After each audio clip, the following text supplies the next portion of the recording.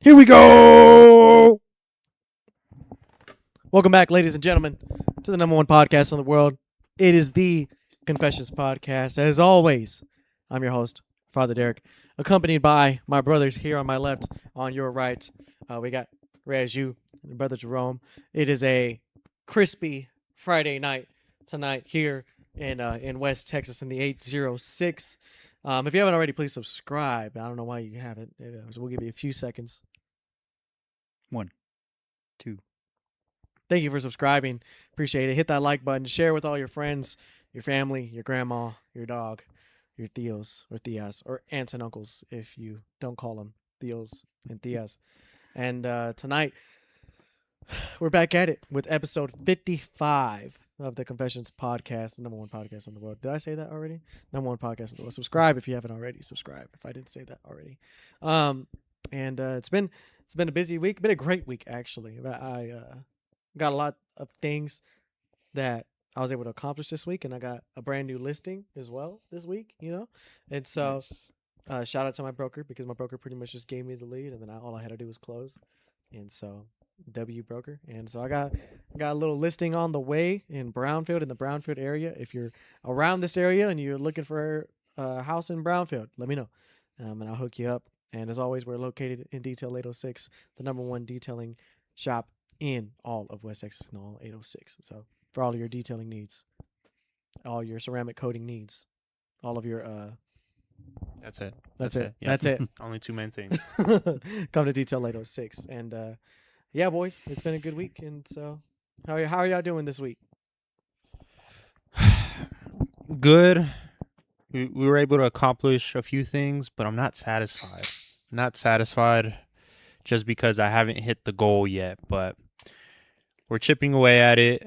Finally was able to hire another employee, Oh, really? So shout out KRUE 2.0. His name's Alex, I was but about to say, what's his real name? yeah, his name's Alex, but he looks like an old employee of mine named Cooter or Bailey. But KRUE 2.0 seems like a great kid. Seems like a good, honest, hardworking kid. So I'm excited to bring him on. And Has he already started, or is he already working for you? no, he still hasn't started. We still need to onboard him and teach him the ropes, of course.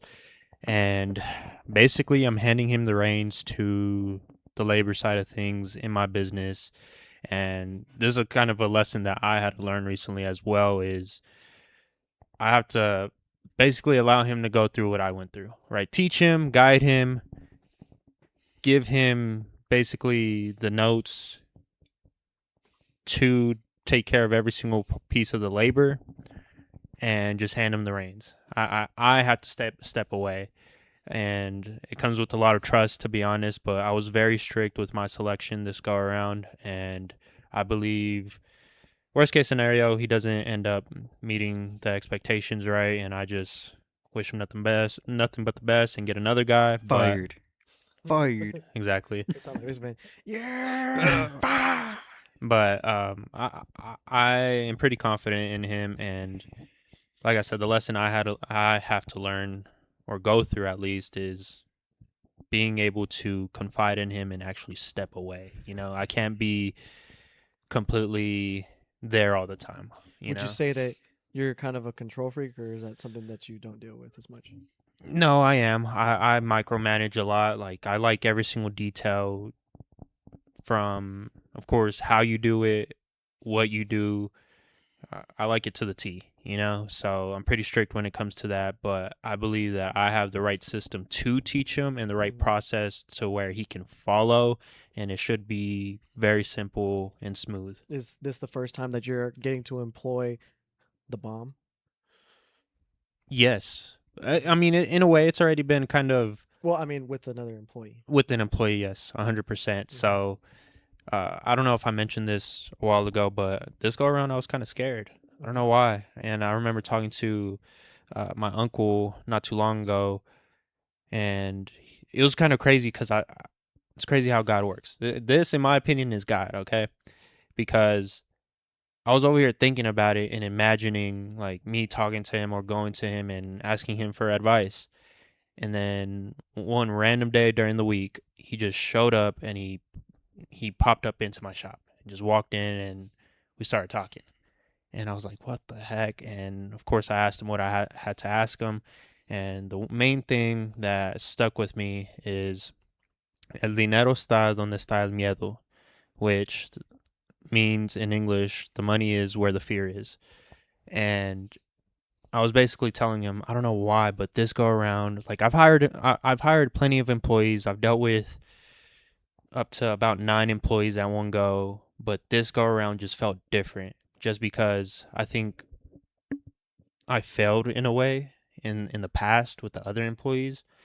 Even though I've had great guys, I've had some shit guys, but I kind of failed. It lost everything. My tower collapsed, and now in a way I'm building it back up with the foundation. So this go around I was a little bit more scared, but we've mentioned all the time, when it's scary, that's when you jump, and I'm finally kind of excited to take that jump and get it going. So That's awesome. That's exciting. That is very exciting. I'm kind of in the same boat. I've been extremely tired. It's like you don't realize how big of a blessing is to be able to sleep peacefully, right? Because sometimes I toss and turn all night, and then of course I have a roommate, and their alarm goes off and it wakes up everybody but you, right? And I've also been having some problems with my living situation. I've been waking up with like rashes and bug bites and stuff like that, and I'm like, huh. I wonder what it could be, right? You look up on Google and it tells you everything in the book. It's like, yeah, buddy, you're gonna have to amputate your arm, right? Because I got a bug bite recently, and I'm looking at it, and it gets all like hot and inflamed and sore, and I'm like, man, right at the finish line is when things have to start happening and getting attacked by the devil, and when things are being finalized. But I was like, you know what? Look at the glass half full.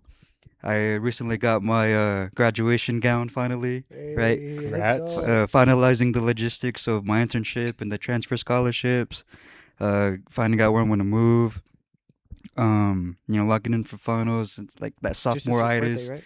It's my sister's birthday Happy as birthday well. to your sister, man. Happy birthday. Happy day. Happy birthday, sister. If Thank she's you, watching thank you. this, happy birthday, Dina. She does watch this. And speaking of my sister, kind of a surprise. I remember I mentioned a while back that I was thinking about getting baptized, and it was something that I felt the calling to do. And it just so happens that my sister was gonna get baptized tomorrow for her birthday, right? And I was like, hey, I've been thinking about it for a long time. And she was like, well, why don't you do it with me? And I'm like, okay, this doesn't seem like a bad idea. Yeah. So I signed up, and I'm gonna do it with her tomorrow. And we're on the same boat. It's like, yeah, we've been baptized as babies, right? But it's not the same. We didn't make the decision ourselves. We're babies. We're innocent. We did no sin. But now, it's kind of how I'm looking at it. It's that cleanse before my fresh start to the next chapter of my life. Closing this chapter, I'm gonna be moving with the boys. Moving to a bigger city. Working kind of a big boy job with the internship. Getting into that research part of it. Hitting the gym more. Everything's just been flowing and going great, right? And you get those little hiccups, like the whole bed situation. I'm like, huh, that's weird. But it makes sense though, because we live with a door in our room, and I'm like, why is there a door in a room that leads to the outside? So of course, who knows what gets in there, right? And it's not just me, it's my roommate as well. And it kind of makes it hard because you're busy all day with all this stuff, and then you finally get a few hours of sleep, but you can't even sleep. So it gets to that point, like, man, just sleeping peacefully is a blessing that we take for granted. And well, other than that, it's been great. I'm looking forward to. I'm just excited for this new chapter more than anything. Ready for a cleanse. Ready for the next step. Because like, my mom even told me too. She kind of she didn't mean it in a bad way, but she's like, every time I see you, you get worse. And I'm like, worse? What do you mean? She's like, not worse, but I mean, every time you see you, you just are more smarter. Every time I see you, are more like grown, more knowledgeable. And I'm like, yeah. I told her, I was like, y'all still see me as that little chunky, four-eyed, little kid. I'm like, but we're grown men now, and as much as y'all don't want to see it, that's what's happening. We're growing. Yeah, we're growing. That's the hardest for the mothers. Yeah, for my sister, my sister would tell me, they both would tell me, are you doing this, and this? And in my mind, I'm like, I had that checked off a long time ago, right? But I still appreciate like that they're checking and caring and the feedback and all that. But man, it's crunch time, so Yeah. I love it though. It's That's fun. exciting for tomorrow, man. That's awesome. Congratulations. Thank you. And you're more than welcome to come. I have to double check the time, but if y'all have other things to do. I No, understand, man, but I just I'm down wanted to to. show up. I'm down to show up. I just want to let y'all Be know as there well. to It's support my brother and sister in Christ. I'll double check the time and I'll definitely send it in the group chat. Yeah, but just let us know. Just let us know. I mean, I got work to do tomorrow, but I got all day. You know what I mean? And so I can definitely take some time to go and be there for sure. Is it in the afternoon or? It should be around mid-afternoon. Okay. And, I might be able to. Yeah, I even saw it as kind of more of a coincidence too that my sister wanted to do it. And growing up, me and my sister were really never that close because of our age gap. She was a lot more closer with my brother because they were a lot more similar. And I've always been that black sheep. I've always been the one just doing my own thing, my own little world. You know, always isolated to myself. And I was like, you know, this is a good opportunity to strengthen. What more, you know, to strengthen our relationship as adults than getting baptized together, you know, after her birthday and Yeah, that's awesome. going into this next step of our life. So that's really great to be able to share that experience with, you know, a sister or you know, a loved one. And yeah, I hope that this will be a memory that y'all can cherish for the rest of y'all's lives, and that y'all can tell, you know, your nephew or your niece or whenever you finally have kids. Hashtag unk status. Dude, they wish That's to know exciting, time. And that'll be the first time I get to meet them because I haven't meet her. I haven't met her yet. The little one? The little diva. She's a handful already. She's not I haven't even two. seen your sister in a minute. Yeah, they're busy. They do their own thing. Mm-hmm. I barely even see them a lot. So yeah, it'll be exciting for sure. Yeah, cool. Yeah, I'll definitely pull up, man. I for sure pull up and I want to be able to be there, and you know, just because I love you and you know, so This is like all the pieces of the puzzle are slowly coming together. yeah. Still trying to figure it out, but I even told my sister, I was like, when once you embark on this journey, because I talk about it all the time, and when I talk to my family or my mom, I catch myself referencing the Bible, and they're like, you know, why are you saying that? And I'm like, well, I was like, well, sometimes my mom's like, I don't even know what you're saying, and I'll just be like, let those who listen understand, type of thing, you know. You know, I was like, thinking you're like a philosopher now. Yeah. Like, But I was like, let them know it's from the Bible. I just be saying stuff like that. It's the wisdom we've gained. Exactly. I catch myself doing that. And it's like, it gets exciting. I told her, I was like, be prepared for a lot of growth. I'm like, you think you're growing now? We've grown so much within, especially since we transitioned to this format. Hasn't even been a full year. Maybe like, what? It's been like since the start of the year, I think. So, not like a quarter maybe. And we've grown a lot more in that quarter than a full year. So, yeah. But it does get harder at times. The storms do get rougher, but that's when you get tested the most. Yeah, but I think that's part of the reason why we grow our faith, why we get stronger, why we grow. It's like it's like being a warrior in a garden, right? And then every once in a while there's a little battle that comes up, and then but you're prepared for it. You know what I mean? Because regardless, I mean, even Jesus talks about it in the Bible a lot, where things are going to come against us, how believers will be persecuted, followers of Christ will face challenges, they'll face discrimination, and in a lot of ways we've kind of seen in society how it's played out.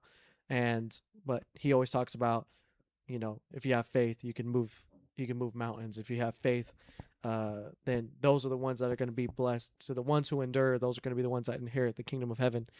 And so with being a follower, it doesn't mean that problems won't arise. It just means that whenever they do arise, now instead of leaning on your own understanding and succumbing to whatever your challenge might be, now you get to lean on Christ, who, I mean, you get to lean on God himself. And so he'll give you the strength that you need to get through whatever it is that you're facing, you know? So that's a privilege of being a believer. And of course, as much as we highlight every once in a while the negatives or maybe the not so pretty hard work, the blessings are insurmountable. Like, you can't even count the amount of blessings that we receive by being believers and the favor that comes upon your life. Because I would say for the majority of my life, I've been able to experience a lot of things, and of course maybe I'm biased, but I would say that I've had a lot of favor in my life. I've been able to have some really cool experiences, and I couldn't be more content with how my life's gone. Of course, there's been ups and downs, of course, but overall, if I were to die today, I'd be like, you know what? think I did all right for the time that I did. For the little time I have here, I would say I did all right, and I was truly blessed. You're well on your way to greater too. Yeah. So it's like, yeah, I was on my way. If I bite the dust, that's all right, because I was doing good, and I was gonna keep that momentum. And think about how much of a privilege it is to be able to, even if you are uncomfortable, you can sleep in peace, knowing that you have God by your side, knowing that if it is your last night here on earth, then you get to experience the rest of eternity in heaven, with Christ and all the people that you met along the way, and the family members that also follow Christ. Like that in and of itself, that can give you peace that nothing else can give you, right? Because most people's biggest fear is dying, right? And yet for believers, we know that it's not the end, it's the beginning. And I think that right there is enough to be like, wow, I'm grateful that I can sleep at night fully in peace, no matter what happens. That's awesome. That's awesome. I mean, thank you. And yeah, I'm excited for your sister as well. Because honestly, I didn't even get to know your sister at all whenever we were kids. She was never there. Yeah, and I was in the same boat as you. She was with my mom. You know how that goes growing up with the parents and all that. She was with my mom all the time. It was just me and my brother. And honestly, I really didn't even start developing a relationship with my siblings till I was already getting older, like high school now. So now it's kind of hard, kind of awkward to develop those relationships as an adult. But it's at the same time, you're able to talk and communicate more about how to fix it. So that's the one thing that we're excited to. Because like I said, me and my sister, it's the age gap, and then me being with my dad and her with my mom. And we finally didn't get to, like, you know what? F all that. It's me and you. Like, let's talk. We're adults now. Yeah. So. Yeah, and I mean, we're all still young, man. So we got all the time in the world, at least hopefully, right? God willing, we got all the time in the world to work on that relationship. But alrighty, boys, it's time to get into the Word. We're in Proverbs chapter 29, I believe, or 30. Almost there. This Bible's going through it, and I've only read 2 books. It's already ripped everything. Is it 30 or is it 29? I think it will be 29. But before we get into that, that's prayer. I think it's me, right? Yeah, I think it's you. Yeah, because I went last time for sure. I don't know. I went last time for sure. So okay. All right. Dear Lord, I just want to go ahead and give you thanks today for another beautiful day that you have blessed us with. I want to give you praise and thanks for allowing us to continue to spread your word and continue to learn and grow through your word, Lord. I want to give you praise and thanks for continuously being there for us, even at times when we do get a little bit distant from you, Lord. I ask that you continue to guide us, that you continue to protect us, Lord, and that you continue to help us grow through your grace, Lord.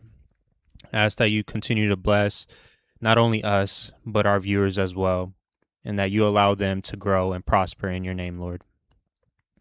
And overall, once again, we can't thank you enough. In your name we pray. Amen. Amen. Amen.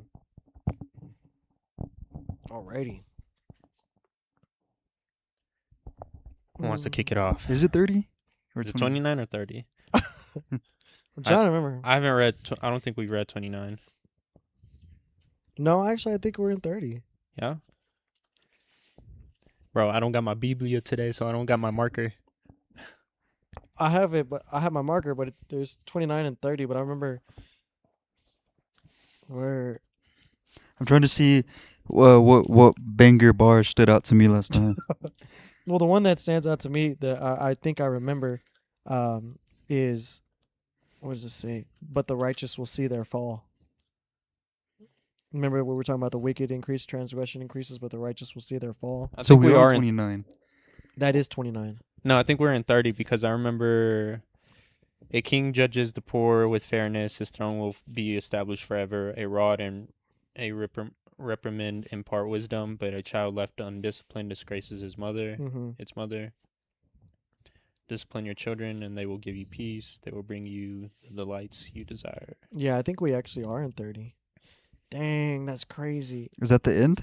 Or No, we won more, almost is 31. though. Dang. Yeah, which I do remember saying that we were. I think we were 2 away. So yeah, I think we are in 30. Okay, well I can start 30 then. All right. Okay. 30. Yeah, Proverbs chapter 30. The words of Agur. The words of Agur, the son of Jacke, the oracle. The man declares to Ithil and Ukul. Dang, these are hard names. Surely I am more stupid than any man. So, way to start it. Let's say, surely I am more stupid than any man, and I do not have the understanding of a man, nor have I learned wisdom, nor do I have the knowledge of the Holy One, who has ascended into heaven and descended, who has gathered the wind in his fist, who has wrapped the waters in his garment, who has established all the ends of the earth. What is his name or his son's name? Surely you know. Every word of God is tested. He is a shield to those who take refuge in him. Do not add to his words, or he will reprove you, and you will be proved a liar. 2 things I asked of you. Do not refuse me before I die. Keep deception and lies far from me. Give me neither poverty nor riches. Feed me with the food that is my portion, that I not be full and deny you, and say, who is the Lord? Or that I not be in want and steal and profane the name of my God. Do not slander a slave to his master, or he will curse you and you will be found guilty. There is a kind of man who curses his father and does not bless his own mother. There is a kind who is pure in his own eyes, yet is not washed from his filthiness. There is a kind, oh, how lofty are his eyes, and his eyelids are raised in arrogance.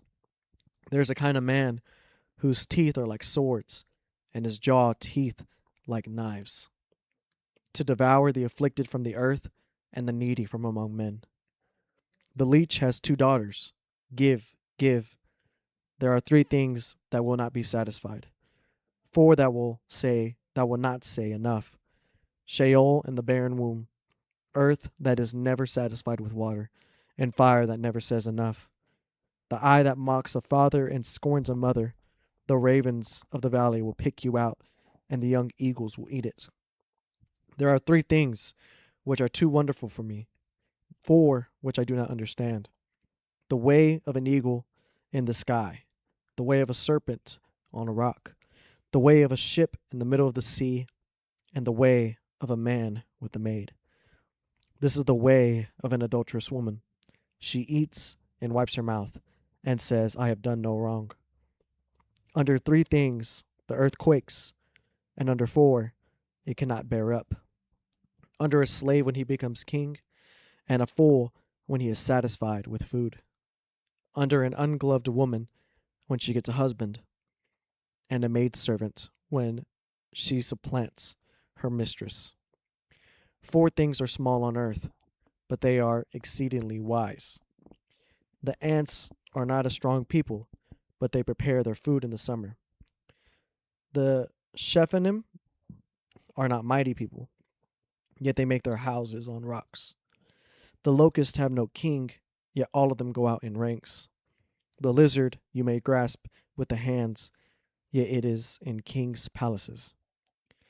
There are 3 things in which are stately in their march, even 4 which are stately when they walk. The lion which is a mighty among beasts, and does not retreat before any. The strutting rooster, the male goat also, and a king when his army is with him.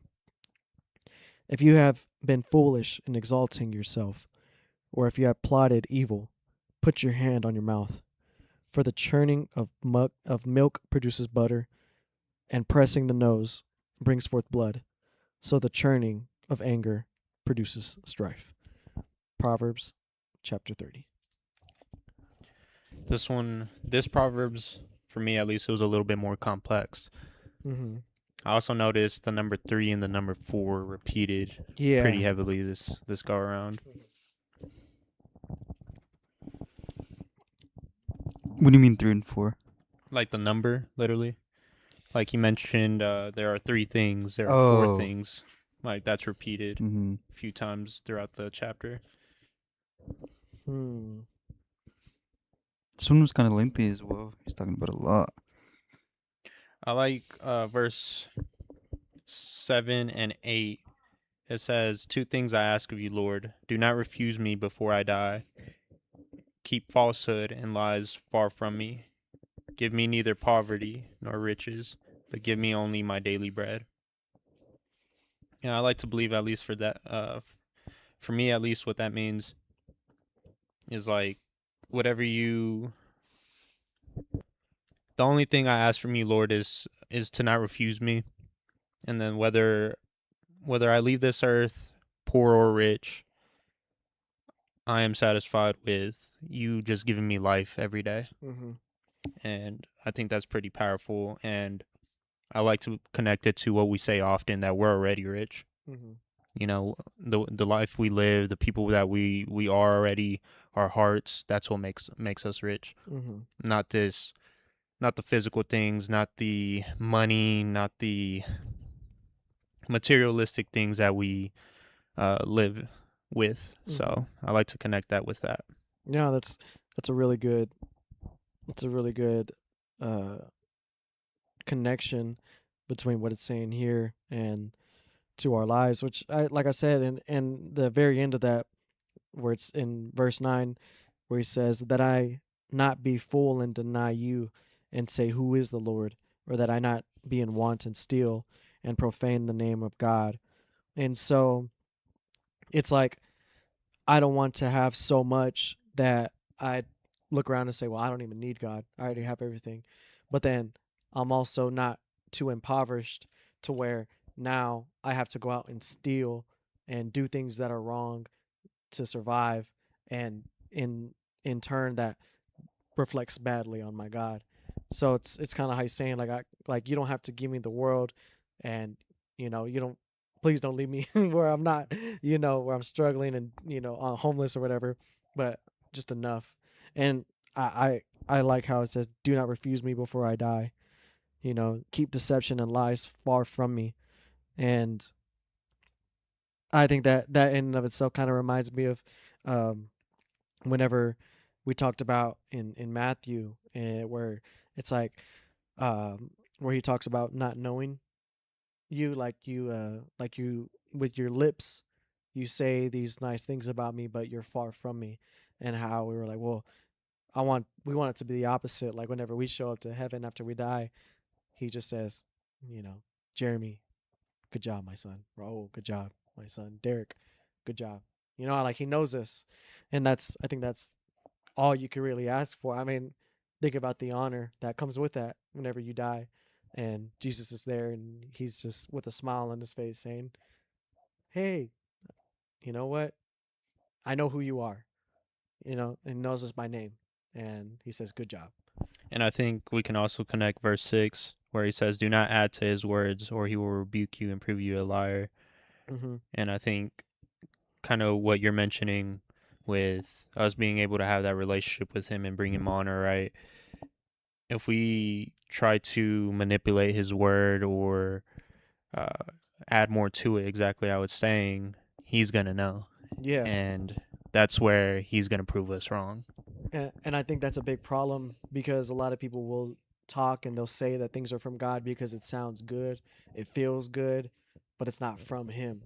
But the only way you'll know is if it's from him or not is by being in the word. And so if you don't read the word, then you don't know him, which is why I think he says, like, whenever he was talking in Matthew, he was like, you say all these things, you say you love me with your lips, but your heart is far from me. I think he says that because people will claim that things are of God, but they're not, but they don't know because they don't know him. When you read the word, it's very obvious. Like, Proverbs has been very consistent the entire time we've read it, and it's repeated itself a lot of times. But it's because it's like God's showing us exactly who he is. And so it's like, if you can't get it, then you're not listening. You're not really trying to understand who I am.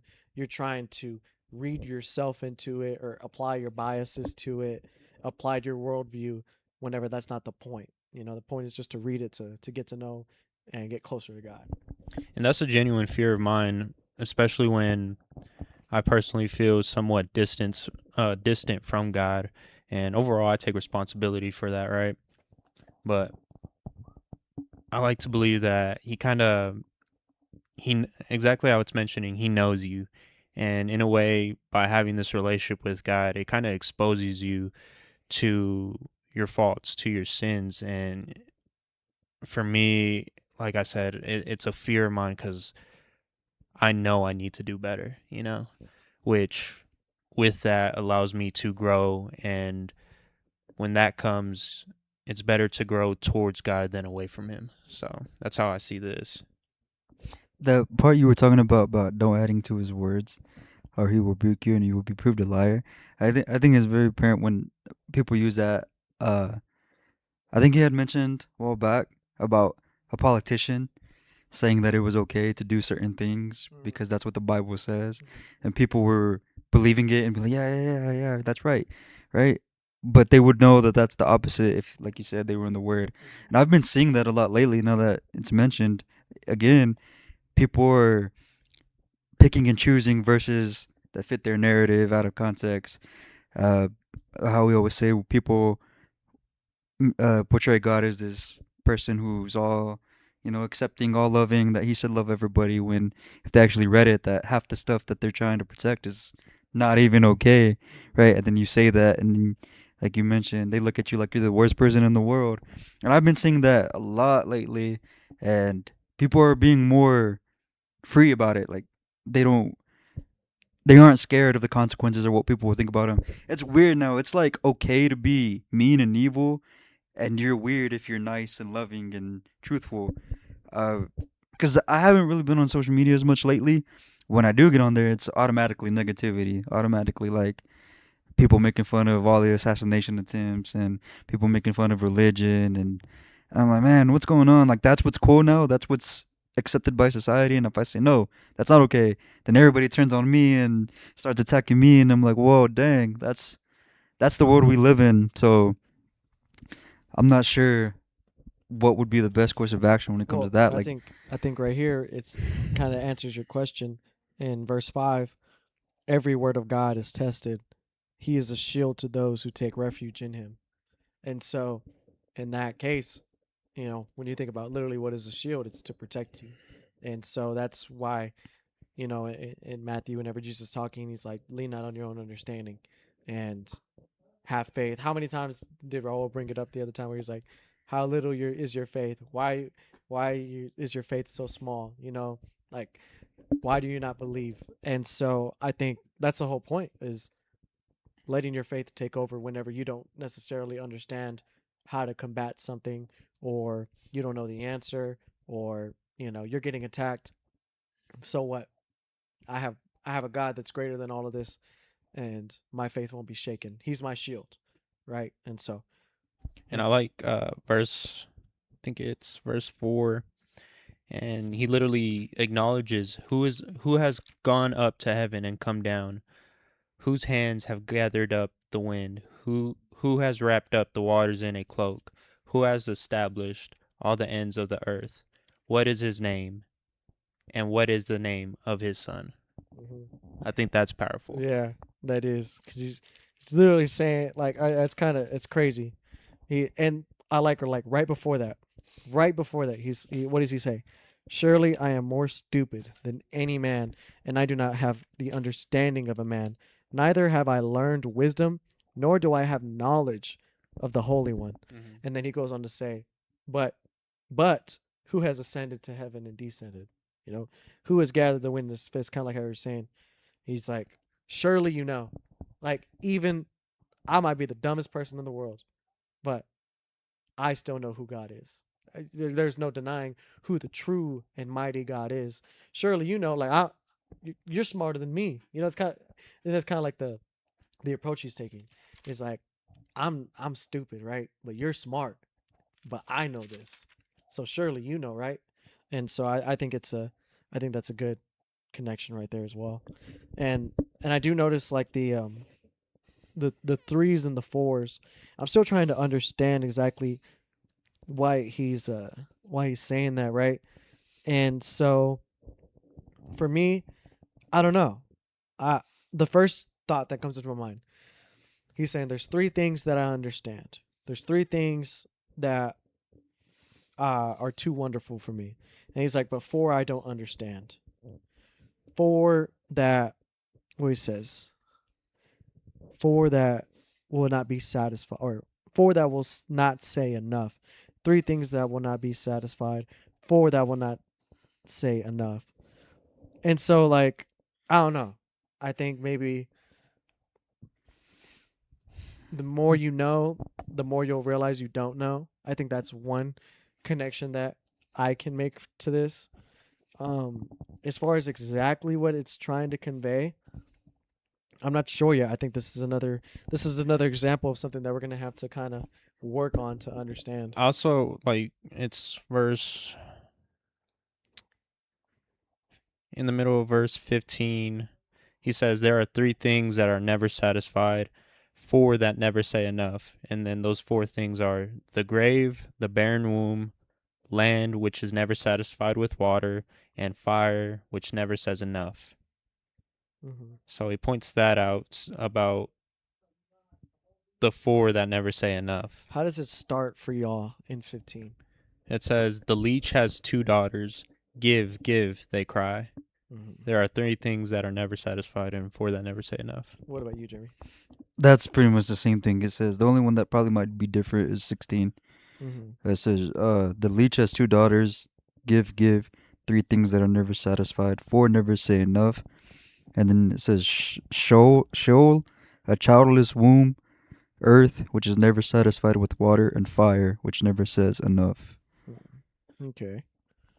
And then he goes and proceeds to verse 18, where he then says, there are three things that are too amazing for me, four that I do not understand, which are, verse 19, the way of an eagle in the sky, the way of a snake on a rock, the way of a ship on the high seas, and the way of a man with a young woman. I think, I don't know. For me, he's like, three things that are too wonderful for me, four which I do not understand. And I assume that the three things that are wonderful are included in that four he doesn't understand, but he leaves out, like he puts three things in there that when you think about it, they are wonderful. Like, and it's, you know, I'd imagine to be really hard to understand, and it's kind of amazing to see, right? When you look at a bird in the sky and it's flying, like we look at it in awe, and we built planes because we want to fly. And then the way of a serpent on a rock, I think that's just like kind of admiring God's creation. Like, wow, isn't it crazy how this creature exists? And then the way of a ship in the middle of the sea, it's like seeing the waves and the crashing, and the fact that there's a way that man has made a device that's capable of, going through the sea. Which, remember, at this time, sea travel was still very dangerous because of how treacherous the waves are, and the ocean. Like, you look at the ocean, and it's like, my God, like, like, it's so wonderful and it's amazing to see God's creation. But then he says the fourth thing, right, which you would say isn't of God, and that's an adulterous woman or a man sleeping with a young woman. And it says she eats and wipes her mouth and says, I have done no wrong. And I think that's like him saying, I don't understand that. It doesn't amaze me. Like, it's not wonderful, but I don't understand that. I think that's the three of those things are I can kind wonderful, of get that. and he doesn't understand. And the fourth, he still doesn't understand. It's not wonderful. But yeah, I can kind of see that. Yeah. So it clicked at the end because when you put it together, he's talking about three of those things are wondrous for me. Four I can't understand. It can still be wonderful for you, and you can still not understand it. Like, what's really amazing about the ship at sea is, like, especially at that time, you got all the waves and everything crashing, hasn't been explored. It's like the navigation. How do you know where you're going? You're a little, little boat in the world that's almost 75% water. It's like, where am I going? Yeah, and I think it kind of reminds me of Vinland Saga, like whenever Leif Erikson, he's like on the water, and then there's like he feels a breeze. He's like, oh, the wind just blew. Shift the sail, just a little bit, because it's like, and it's like, bro, I wouldn't even have noticed that. Like, literally in the pitch dark of the ocean, and you have to navigate with the little winds, and then hey, the current just shifted. Make sure you move this way. You know what I mean? Like, it's kind of crazy to think how they were able to navigate the waters, kind of how, like you said.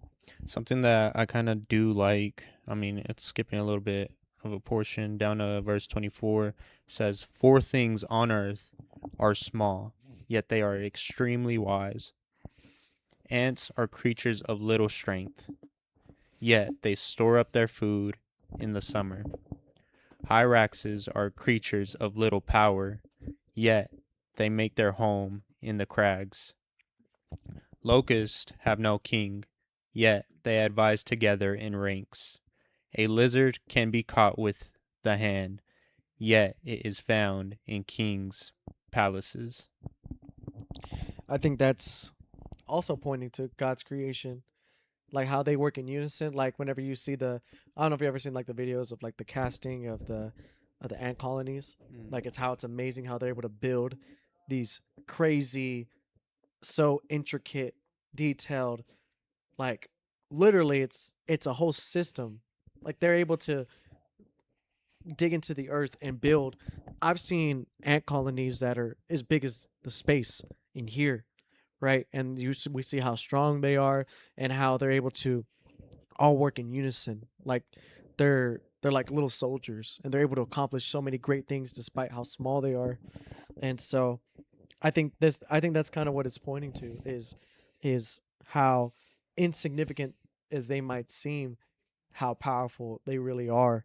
And it's just another thing that I would say is a wonder to see how God's creation is.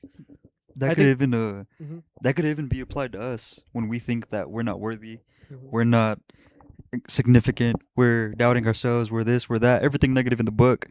But little do know, if you work hard and make a good connections with your brothers and sisters in Christ, you'll be able to achieve great things, such as how ants do. Now that I'm starting to kind of like read and kind of break down overall this chapter, you kind of touch base on this. It's teaching us lessons from God's creations. For example, you go down to verse 29. There are 3 things that are stately in their stride, 4 that move with stately bearing. A lion, mighty among beasts, who retreats before nothing. A strutting rooster, a he-goat, and a king secure against revolt. If you play the fool and exalt yourself, or if you plan evil, clap your hand over your mouth. For as a churning cream produces butter, and as twisting the nose produces blood, so stirring up anger produces strife. So I feel as if, like how I'm mentioning, God's, in this verse, I feel as if it's explaining God's beautiful creations, and it's showing us lessons that we can take from within them. And I like verse 30, a lion mighty among beasts who retreats before nothing. So to me, that means even though he's the mightiest among all other creatures in the Sahara or wherever he might be, right? He still retreats before nothing. He still knows when to walk away. And I think there's power into that, and there's a lesson in itself for that, to know when to, exactly how I'm mentioning, when to walk away, even if you are the mightiest of the mighty. And then kind of how we've read throughout these other 3 and 4 things, ants are creatures of little strength, yet they store up food in the summer. Something else that I like is a lizard can be caught with the hand, yet it is found in king's palaces. It's so easy to catch a lizard right with hand, but look where it's placed, within the king's palace. So I think there's a lesson within every single thing that it's breaking down, especially in God's beautiful creations.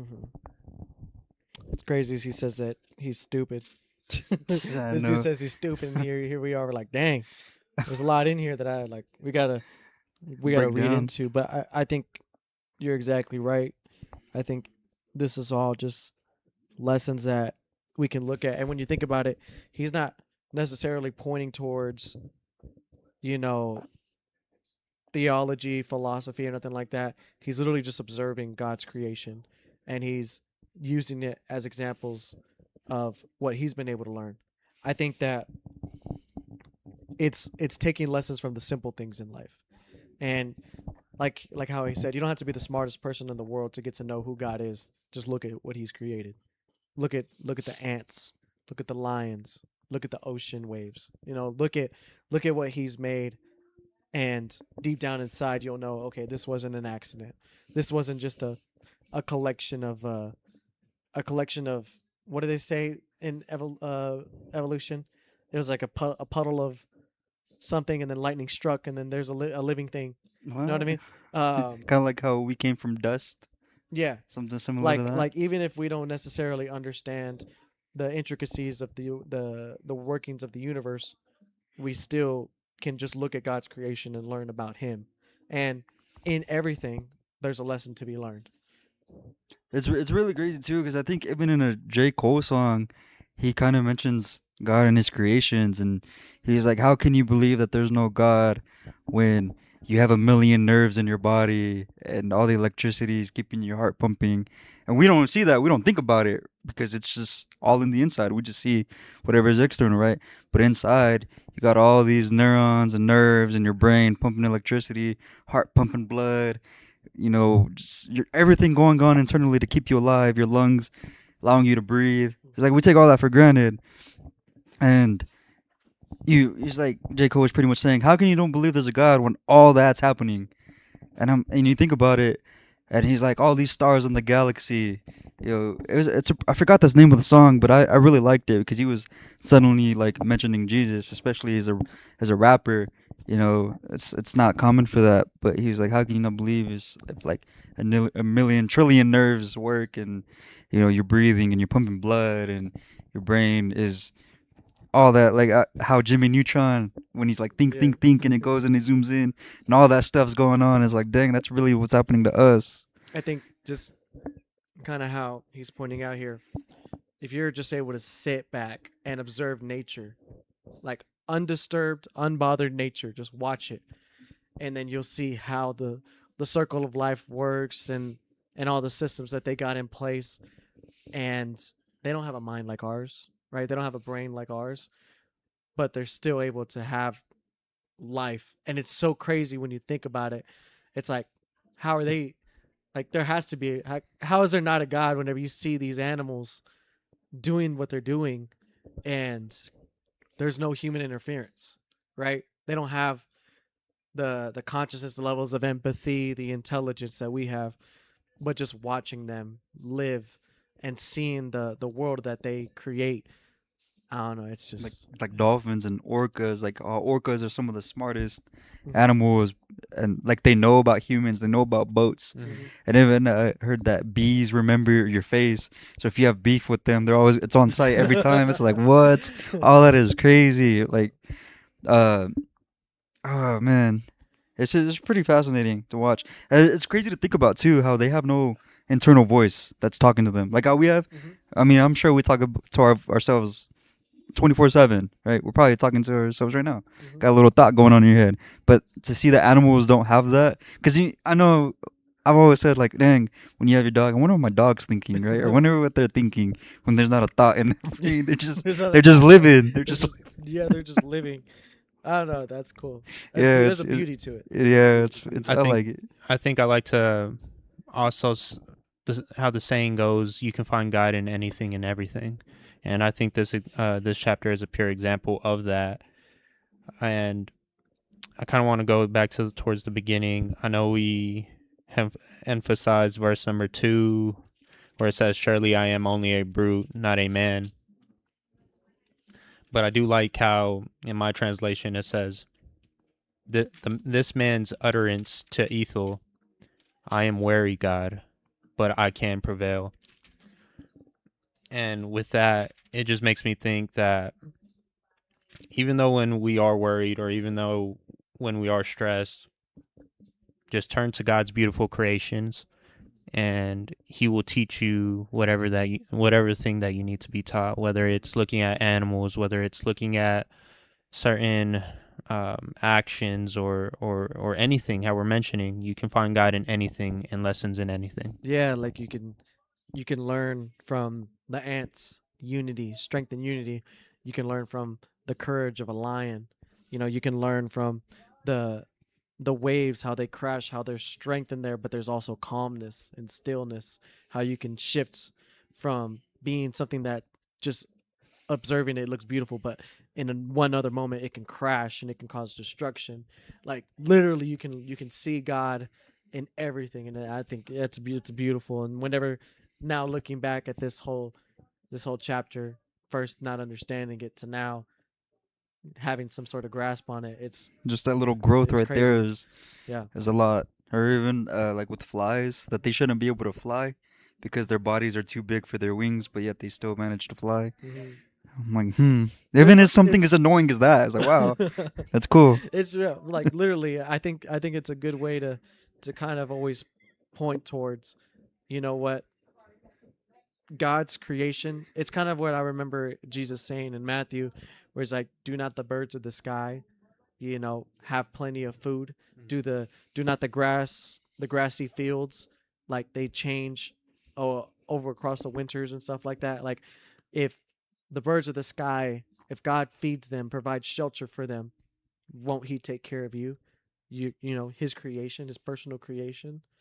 And so I think that's also a way that we can look at it.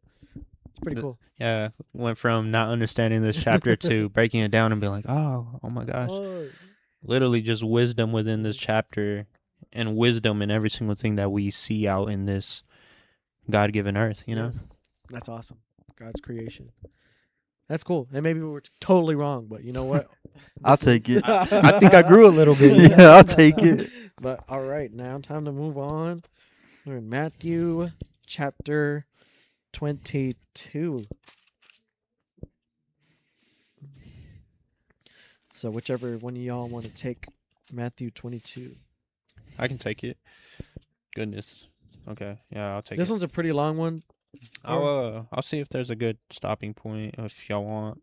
Okay. We may not have to, actually. May not be as long as I think. Okay. Matthew chapter 22. The parable of the wedding banquet. Jesus spoke to them again in parables, saying, "The kingdom of heaven is like a king who prepared a wedding banquet for his son. He sent his servants to those who had been invited to the banquet to tell them to come, but they refused to come. Then he sent some more servants and said, 'Tell those who have been invited that I have prepared my dinner. My oxen and flattened cattle have been butchered, and everything is ready. Come to the wedding banquet.' But they paid no attention and went off, one to his field, another to his business. The rest seized his servants, mistreated them, and killed them. The king was enraged. He sent his army and destroyed those murderers and burned their city. Then he said to his servants, 'The wedding banquet is ready, but those I invited did not deserve to come. So go to the street corners and invite to the banquet anyone you find.' So the servants went and out into the streets and gathered all the people they could find, the bad as well as the good, and the wedding hall was filled with guests. But when the king came in to see the guest, he noticed a man there who was not wearing wedding clothes. He asked, 'How did you get in here without wedding clothes, friend?' The man was speechless. Then the king told the attendants, 'Tie him hand and foot and throw him outside into the darkness, where there will be weeping and gnashing of the teeth. For many are invited, but few are chosen.' Paying the imperial tax to Caesar. Then the Pharisees went out and laid plans to trap him in his words. They sent their disciples to him along with the Herodians. 'Teacher,' they said, We know that you are a man of integrity, and that you teach the way of God in accordance with the truth. You aren't swayed by others because you pay no attention to who they are. Tell us then, what is your opinion? Is it right to pay the imperial tax to Caesar or not? But Jesus, knowing their evil intent, said, You hypocrites, why are you trying to trap me? Show me the coin used for paying the tax. They brought him a denarius, and he asked them, Whose image is this, and whose inscriptions? Caesar's, they replied. Then he said to them, So give back to Caesar what is Caesar's, and to God what is God's. When they heard this, they were amazed. So they left him and went away. Marriage at the resurrection. The same day, the Sadducees, who say there is no resurrection, came to him with a question. Teacher, they said, Moses told us that if a man dies without having children, his brother must marry the widow and raise up offspring for him. Now there were 7 brothers among us. The first one married and died, and since he had no children, he left his wife to his brother. The same thing happened to the second and third brother, right on down to the 7th. Finally, the woman died. Now then, at the resurrection, whose wife will she be of the 7, since all of them were married to her? Jesus replied, You are in error because you do not know the scriptures of the power of God. At the resurrection, people will neither marry nor be given in marriage. They will be like the angels in heaven. But about the resurrection of the dead, have you not read what God said to you? I am the God of Abraham, the God of Isaac, and the God of Jacob. He is not the God of the dead, but of the living. When the crowds heard this, they were astonished at his teaching. The greatest commandment. Hearing what Jesus had silenced the Sadducees, the Pharisees got together. One of them, an expert in the law, tested him with this question. Teacher, which is the greatest commandment in the law? Jesus replied, Love the Lord your God with all your heart and with all your soul and with all your mind. This is the first and greatest commandment, and the second is like it. Love your neighbor as yourself. All the law and the prophets hang on these 2 commandments. Whose son is the Messiah? While the Pharisees were gathered together, Jesus asked them, What do you think about the Messiah? Whose son is he? The son of David, they replied. He said to them, How is it then that David, speaking by the Spirit, calls him Lord? For he says, The Lord said to my Lord, Sit at my right hand until I put your enemies under your feet. If then David calls him Lord, how can he be his son? No one could say a word in reply, and from that day on no one dared to ask him any more questions. Matthew chapter 22. Dang, there's a lot there. Y'all want to break down the first parable, the parable of the wedding banquet? Yeah, the first parable. So initially, unless you have a thought, I have a thought. No, go ahead. Initially, when I first see this, I think about how Jesus likes to describe us as the bride and him the groom, like the church is his bride, and in this case, the kingdom of heaven, he says, can be compared to the wedding feast, the wedding banquet, right? So it's supposed to be a celebration, and so he says he sends out his servants to call those who have been invited to the wedding feast, right? And they didn't want to come. Mm-hmm. And then he says, tell those who have been invited that he's prepared dinner. He says, my oxen, my fattened livestock, all butchered, everything's ready. So pretty much he's saying, I have the best food. Everything's prepared and ready. Y'all just got to come. And he says that when he sent them out again, no one paid attention. They went their own ways. Some of them went to their farm, other went to the businesses, right? And then the rest of them, they seized the servants that he had sent, mistreated them, and then killed them, right? And then the king was enraged. So he sent his armies, destroyed those murderers, and set the city on fire. Then he said, the wedding is ready, but those who were invited we're not worthy. So he said, go out into the city and just invite anyone that is willing to come. And so they went out to the streets, they gathered everybody, evil and good, and in the wedding hall was then filled with guests. Then the king noticed someone who was there who was not dressed in wedding clothes, and he asked him, "Why did you come here without wedding clothes?" Then the king said to his servants, "Bind him, throw him out into darkness, into a place where there be weeping and gnashing of teeth. For many are called, but few are chosen." And so for me, I think this is like God has sent us, right, to go and call many people to join us in being followers of Christ, right? And yet, for us, we know, hey man, this is a feast. This is heaven, right? This is where heaven's at. This is real paradise. We go out to tell these people about God, about Jesus, about the good news, and they don't want to listen to us, right? They ignore us. These are the people that don't want to follow God's word because they have their own lifestyles, they have their own beliefs, whatever. And so no one pays attention to us. And so then he says, okay, well, we'll let them know.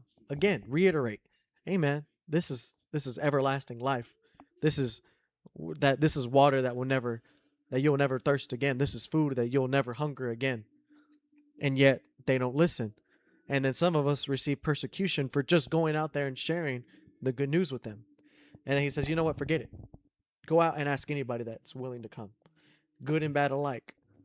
And people, good and bad alike, that are willing to listen, that are willing to come, they get to experience the dinner feast, right? And so I think this is God kind of saying this right here. He's pretty much saying that there were people that were chosen, right? And in this case, that would be the Jews, right? And yet people rejected him. The Pharisees, the Sadducees, they rejected Jesus. Then they outright killed him, as they said that some of the slaves were mistreated and killed, right? The people who were the closest to Christ, the chosen ones, yeah. Right? And so they got to experience what they got, right? Which was hell, death. And so then he's like, you know what? This isn't just for the Jews no more. This is for the whole world. Whoever is willing to join us, anyone can come. That's why I think why it specifically says both evil and good, right? Because it's no longer about, oh, are you a Jew or are you not a Jew? It's just who's willing to listen and who's willing to humble themselves to come. And so for me, that's how I see it. It's this story of how God had his chosen people, but they rejected him. And then he's like, no longer is this just for y'all. This is for everybody. And whoever's willing to come can enjoy it, right? But then he also says, for many are called, but few are actually chosen. And so I think this is just a matter of people may come, but doesn't mean that they're actually wanting to be a part of it. They're just wanting to see what they can get out of it. Do you think that's what he means by the people that are not wearing wedding clothes? I think so. Like the people that aren't or don't necessarily have that relationship but still show up. I think it's like, because when you say you go and there's a wedding going on, right? You show up dressed for the event. You dress for the occasion because out of respect. Mm-hmm. But if you show up looking all nappy, hair not done, didn't take a bath, or wearing your gym clothes, right? That's disrespectful. It's like you didn't come here with good intentions. Mm-hmm. You didn't come here to try to, honor who's the person that's throwing this. You're just coming here to get some free food. Mm. You know what I mean? You're trying to take advantage of this. And so that's why he says, be cast out where there will be weeping and gnashing of the teeth. So, but I think it's kind of how he says, now the doors are open to anybody. Mm-hmm. So we can go out into the world and tell everyone the good news of Christ. Anybody can listen now. It's no longer just for the Jews. Now it's for the whole world, because the Jews, they rejected Christ. The Pharisees, the Sadducees, the religious ones, they're the ones that that's who the Messiah was sent for, right? That was for them. That's who Jesus was sent for originally, right? But they rejected him. And so now it's like no longer is it about you being born a Jew, but it's for the Gentiles as well. It's for anybody that wants to be a follower of Christ. They're invited. Come to the wedding. Come to the banquet. Come to the feast, the dinner. Right? Come be with us in this celebration, because it's not about who you were in the past. It's not about who you even are now. It says good and evil are invited. Anybody can show up, but as long as you show up with good intention, a good heart, and not just coming to try to see what you can take. Because if you're just trying to be that person that comes and see what they can take, then you'll be cast out. And I think that's kind of how, again, I keep pointing back to Matthew, earlier in Matthew, whenever Jesus is saying, like, your lips speak these nice words, but your heart is far from me, right? And not all those who say, O Lord, will enter the kingdom of heaven, for I did not know you, right? It's like you got to come to it. Where's your heart at? Mm-hmm. And so for this, that's exactly what I think it is. I think this is literally just this is the chronological order of how things happened, and God is the one that's prepared this feast. The good news, he's prepared heaven for us. He sent out his servants, Abraham, Isaac, Jacob, Moses, David, Elijah, and then John the Baptist, Jesus. He sent out, these are his servants, right? And they didn't listen to them. Mm-hmm. They didn't listen. They wanted to live their own way. And so now, God's for anybody. Mm-hmm. It's interesting too, because I've been reading the book of John every now and then to try at least hold myself accountable, even if it's a verse or something every now and then. It's not every day, but it is every now and then. But it's crazy to see too how you're saying that now it's for everybody, because I think around like chapter 4 he was talking to a Samaritan woman, I think, and at the time I didn't know what a Samaritan was, so I was kind of like doing some research on it, and apparently they were like despised by Jews because they were seen as dirty. So when the disciples saw Jesus talking to a Samaritan woman, they're like, well, why is he doing that, right? But they knew not to question them because there was obviously a reason behind what he was doing. And I kind of connect that to what we just read. Well, it's not just for the Jews. It's even if the Jews see the Samaritan woman as dirty and is trash or whatever. Even said that it got to the point where Jews would add to their trip and walk around the city of Samaria instead of walking through. They would walk around it just to avoid those people. And here you have Jesus talking to those people that they looked at as dirty. And it kind of got me thinking too about a question I seen a while back about. It showed a picture of a woman in church, tatted up, shorts, tank top, colored hair piercings, and the question was, would you turn this woman away, right? And the majority of the comments were like, yes, right, but others were like, no, and their explanation was kind of how you were saying, you're coming for God, right? And it's disrespectful to come like that. While others were saying, no, you have to accept them as who they are. What if that's all they have? What if that's all the clothes?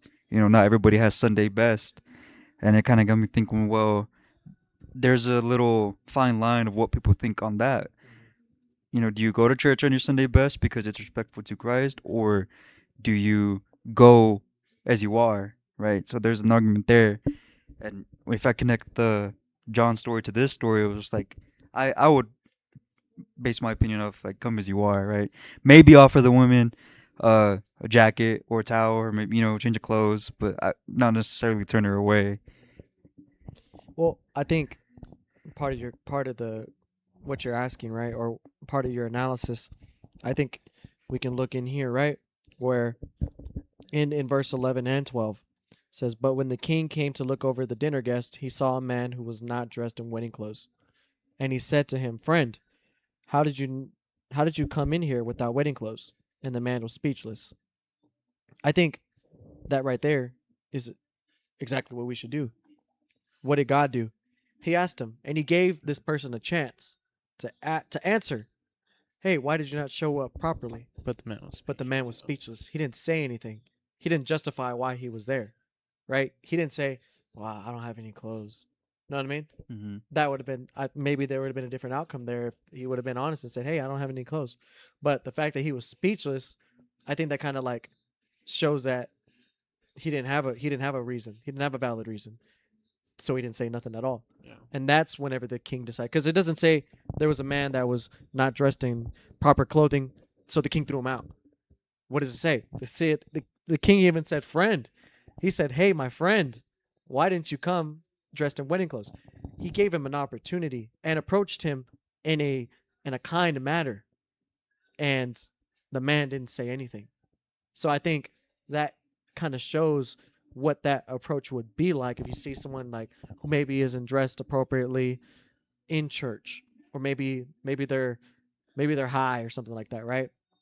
It's like, why'd you come like this? You know this isn't the appropriate way to show up, right? And well, how do they answer? Do they lash out, or do they maybe they're even ashamed? Maybe they're even like, "I'm sorry, I didn't have anything." Well, you know what? That sounds fair. That it happens. Maybe you didn't have the right clothes. Maybe you had a rough night. Maybe this is literally all you have. Well, then here, let us help you contact. We can give you a jacket or something like that. But I think it's just a matter of, I think God's looking at the heart. That's what he's judging here. And this man was speechless. I don't think he had the right intentions being there, which is why he was cast out. It's interesting for sure. Yeah. But it says, "For many are called, but few are chosen." I don't know. I think that's kind of crazy. It's powerful. It's a powerful verse. But yeah, do y'all have any comments on that part as well? For many are invited, but few are chosen. Yeah. It says for the workers are plentiful. What? For the workers are plentiful? No. What does it say? No, for the because it literally brought that up. In last chapter? It wasn't the last chapter. It was a little bit earlier, but it said that maybe it said for the work is plentiful, but the workers are few. But it was talking about farming. That's what it's talking about. So like, there's plenty of work to go around, but there's not many workers. You know what I mean? And for this, it says, "For many are called," like literally how we just said. Everyone was invited, but few actually chose to come. And even within the ones that came, only a few were allowed to stay, or there were people who were cast out, I guess you could say. What about people who show up to church hungover? I'm sure that happens a lot. Yeah. Right? Saturday night, Yeah. everything goes down, and a lot of people. I'm guilty of that. Like, for real, I'm being honest. Is it my proudest moment? No. Right? But at the time, I was lost. I knew in my heart of hearts, I knew that it was wrong, but I didn't care because I had my own, my own judgments that were, now I look back at, foolish, arrogant, that they were wrong. And since then, I've repented from that, and I don't practice that. I would never do that ever again. I would never disrespect. But that just goes to speak to where I was at that time in my life. And so I think, is it appropriate? No. But at the bare minimum, like, if show up, you know what I mean? Maybe God will touch you there. So if you're the person where it's like, waking up, do I go to church to make an effort to be there, or I'm gonna go back to sleep because I shouldn't show up hungover? Yeah. That's I think bet that's a hard decision to make. Yeah, sometimes. yeah. But I think it's at the same time, it's like, you know what? If you're too messed up, you can't go. Well, then, you know what? Don't go. Make an effort next week. Make it up. Kind of what this first paragraph was alluding to, where how you show up. Whether, I guess, what are your intentions? Are you just showing up just to show up, just because you feel as if it's like, man, I gotta go just because, just to say you went, or is it like, man, I gotta go and I gotta do better? Yeah. So stop doing this. Yeah. Like let's say you are drunk, right? But you feel like, man, I know I shouldn't be drunk, but I really don't want to miss church, right? You show up anyways. I think in a way, I don't want to say that's better, but in my mind, I would think that God would respect that. I don't want to speak on behalf of God, but I think God would respect that more than, as you mentioned, some kid who's always gone to church, right? Who lives life however they want, but they go to church every Sunday, and he just shows up to show up. Yeah. And he doesn't care. He's just showing up just to show up. I think God will respect the person who's maybe he's not in the right headspace, maybe she's not in the right outfits or whatever. Maybe maybe she's a prostitute even. You know what I mean? But at least they're making an effort to go, and they're humble, and they they're selfless, and whenever they show up, they're just there for God. But opposed to maybe the college student who's preppy and who's gone to church his whole life, but he's just showing up just to show up. You know what I mean? I'd like to go ahead and move on to this next story that we're told, where the Pharisees send over some of their disciples to try to test and trap Jesus. And Jesus basically calls them out and explains to them, well, whose image is on that coin, on that money? And they say it's Caesar's. Okay, we'll give what belongs to Caesar back to him, and to God what is God's. And where I'm kind of, I guess, questioning or confused about is, what's the trap that they're trying to set up? Because clearly I understand what God's trying to say, what Jesus is trying to say, what God's trying to say, right? How, hey, who cares? Like, give Caesar his stuff back. Like, if that's what he's calling for, give it back to him. Who cares? But give what belongs to God to God. And I like to believe that, I think how we read, I don't know if it was in this chapter or Proverbs, but what he wants is our soul, our heart, our minds, us, right? So that's the question that I have, is what trap are they trying to lay for Jesus? I think they're trying to lay the trap of tithing, because tithing is it's biblical, and it was practiced in the Old Testament, and it's where they gave 10% of their wages to God, right? Or they would give sacrifices, goats and chickens and things like that. Their harvest, they would give that to God. And so I think they're trying to lay a trap, is like, well, we're supposed to tithe to God, or are we supposed to tithe to Caesar? Yeah, that's what Basically, who's your God? Yeah, right? that's what I was thinking. You know what I mean? And so I think they're trying to test them in like, okay, so our word says that we're supposed to give 10% to God, but here we're supposed to pay taxes to Caesar. So who do you say we pay to? You know what I mean? And but he's like, that's where he gets him. He's like, well, whose face is on the coin? Yeah. Pay to Caesar what's Caesar's, and give to God what's God's. And so I think that's the trap that they were trying to lay. Yeah, I like that. I think you nailed it, where you said, who's your God? And he called them out by saying, whose face is it? Exactly. Yeah. And so, yeah. And then the very last, or kind of the last section, it's kind of a two-part, but they were again trying to, when they're saying the resurrection, I believe they're talking about after the Messiah, or after God comes back the second time. After Jesus comes back the second time, all the dead will be raised and things like that. And of course, they're trying to take everything out of context, and which Jesus calls them out on.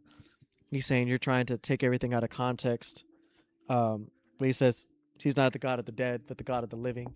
And I don't know. I think that was a bar right there. I think it's so powerful how the Pharisees, the Sadducees, they're all coming to Jesus to try to trap him, right? And because they're all knowing, they're all knowledgeable of the laws of God, right? But Jesus continuously calls them out and calls them hypocrites and proves them, hey, no, this is the way it actually is. So I think that's very powerful. And it goes to show, once again, what are the actual intentions behind it, And then of course, the last one, of course, trying to catch Jesus, trying to trap him again, saying, which is the great commandment in the law? You know what I mean? What's the greatest commandment? And then, of course, he says, you shall love the Lord your God with all your heart, all your soul, and all your mind. This is the greatest and foremost commandment. The second is like it. You shall love your neighbor as yourself.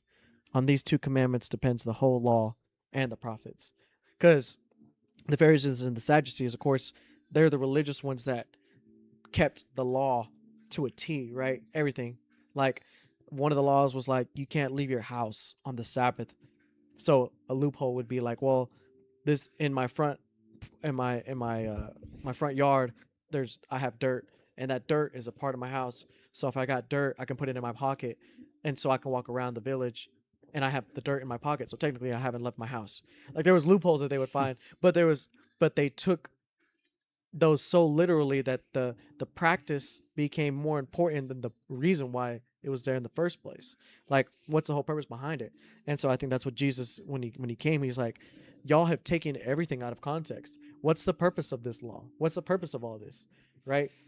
Yeah, like where he says, where they also said, like, okay, so if one of your cows is about is about to fall off a cliff and kill itself, like, are you allowed to go and save it if it's on the Sabbath? Because they weren't allowed to do work on the Sabbath, right? And then he's like, well, of course I'm gonna go save it. Like I'll go. Like, what's the point? He's like, y'all are missing the entire point of the Sabbath. They're missing the point, and that's why they keep trying to test him. And so Jesus is here, and he's just like, they're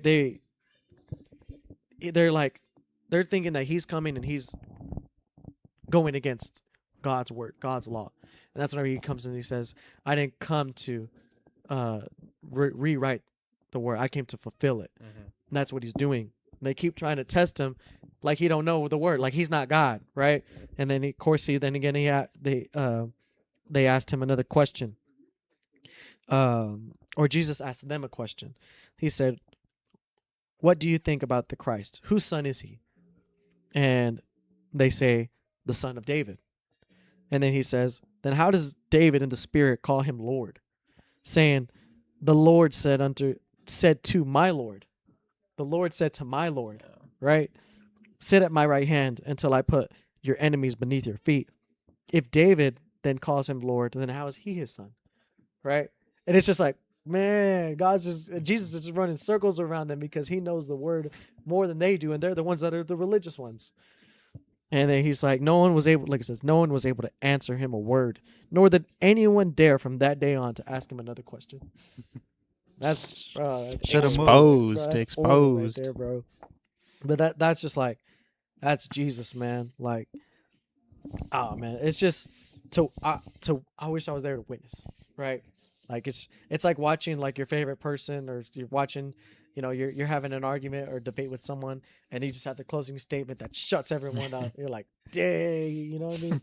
Like, just of course, Jesus being God, like the knowledge and wisdom that he had, but I like to believe that because Jesus only knew the word, like he only spoke the word, that as long as we can read the word, we can answer questions like these. Yeah. As long as we dive into the word, kind of how Jeremy was saying, how now he finds himself referencing the Bible. So do I. I reference the Bible a lot now, especially when it comes to like faith. You know what I mean? I find myself pointing back to the word, and that's the whole purpose, right? Is to replace what I would say with what God says. Because what I say is wrong. What I say is stupid. What I say is always going to lead me down a worse path. But what God says, that's going to lead me down the right path. That's what's right. That's what's true. And so I think being in the word and how Jeremy's mentioned, the growth that we've all been able to have over these past couple of months since we've switched over to this new format, it's immeasurable. And the only reason why is because we're in the word and we're getting closer to God. Yeah. And I hope the audience, all of y'all that are in here, also, Tucker, appreciate you for being in here, brother. All of y'all, I hope that y'all are also growing along with us.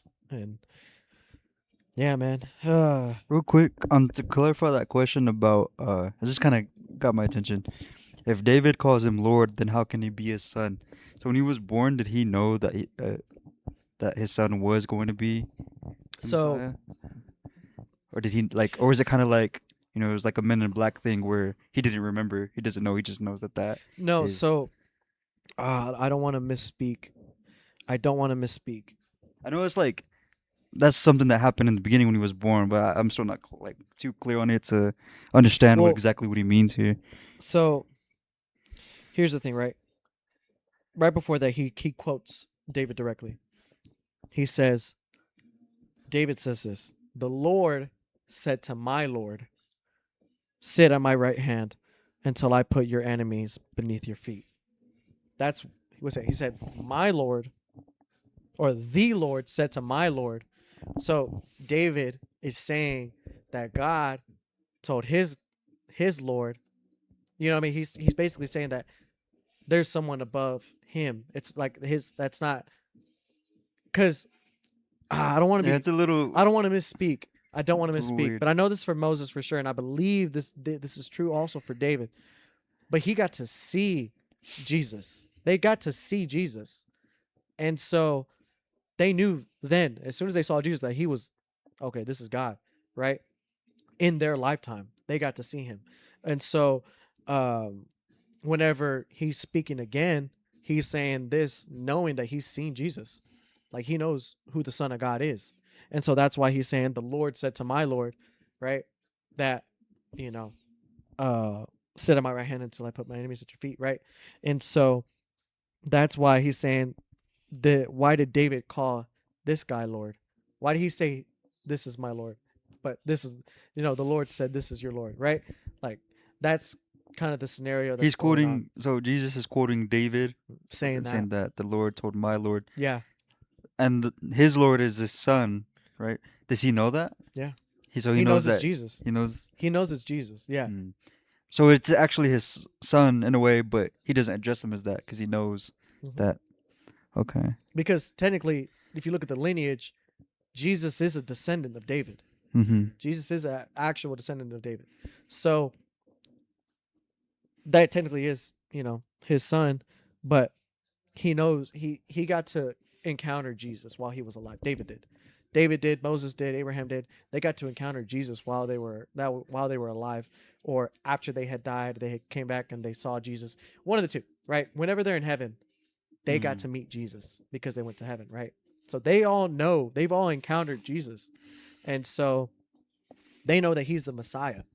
And so whenever they're talking to him, like, well, the son of David is the one that's the Messiah, right?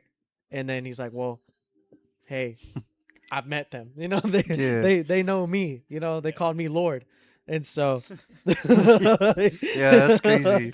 They call me Lord, so I don't know what you want me to say. Yeah, it's I don't know what you want me to say about that. If buddy. only you knew. Yeah. So yeah, that's why it's like, man, it's crazy. It's aura. Yeah, it is Powerful. Yeah, it is.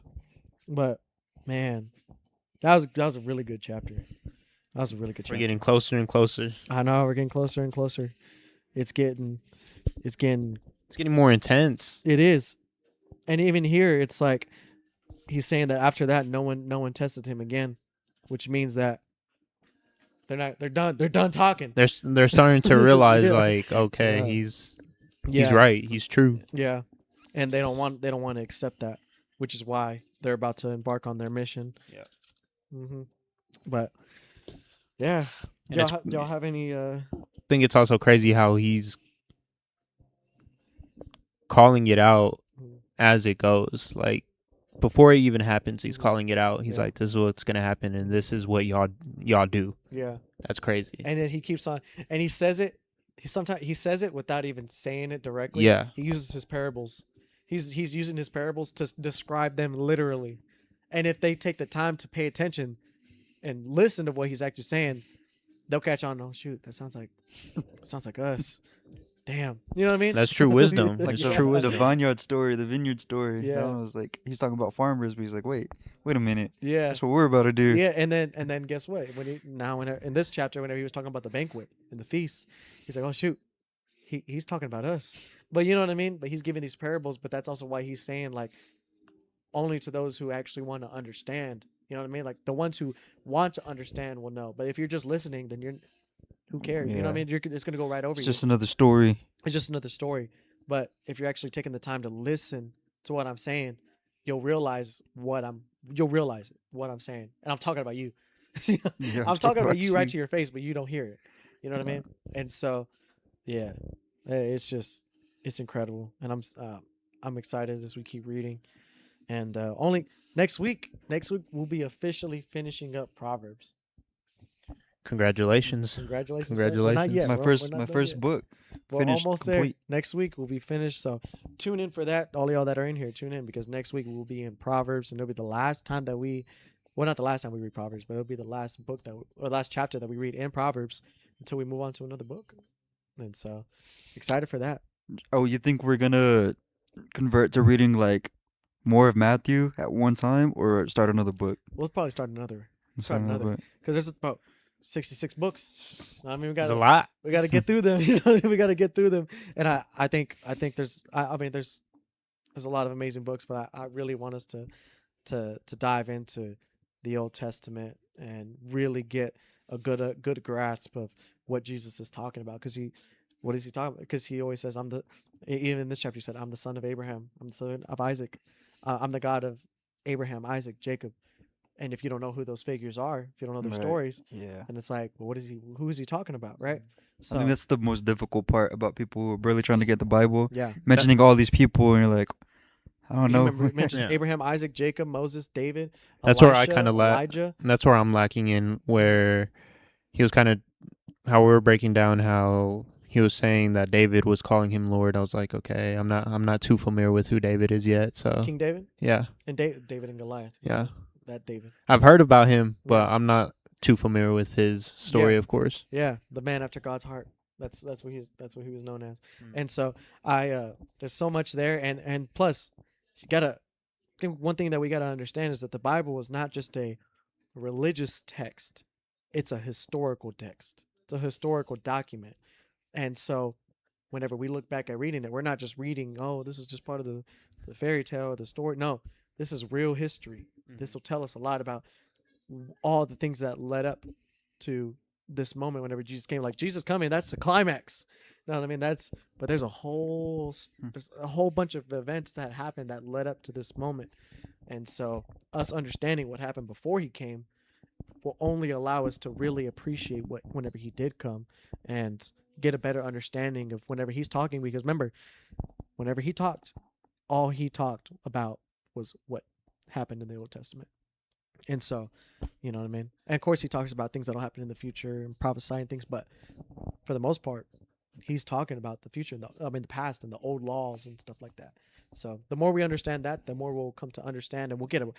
Imagine whenever we start reading again, Matthew again, then it's like, wow, we read all the old laws that he was talking about. We know what he's talking about now. And so we'll get a brand new understanding from it. It's like when you watch a movie for the second, third time, you're catching stuff that you didn't see the first time. It's like watching, like we're watching Infinity War and Endgame, right? But we didn't watch Iron Man 1. So you know what I mean? So like it's still amazing. It's like incredible, but we got to go watch the originals. And so what's crazy is just being able to also connect it to today. Yeah. That's crazy. And I like to describe the Bible as also a guide, a guide in life. Yeah, absolutely. And so I'm excited. I'm very excited for as we continue down this journey. But without further ado, that's it. That's all we got for y'all today. Appreciate y'all for joining, for liking, commenting, subscribing, watching all the way through. If you did, drop a comment, drop a like, follow us on all of our socials. All of those are down below in the description. And thank you for showing us all the love. We appreciate y'all. Love y'all. We'll catch you on the next one very soon.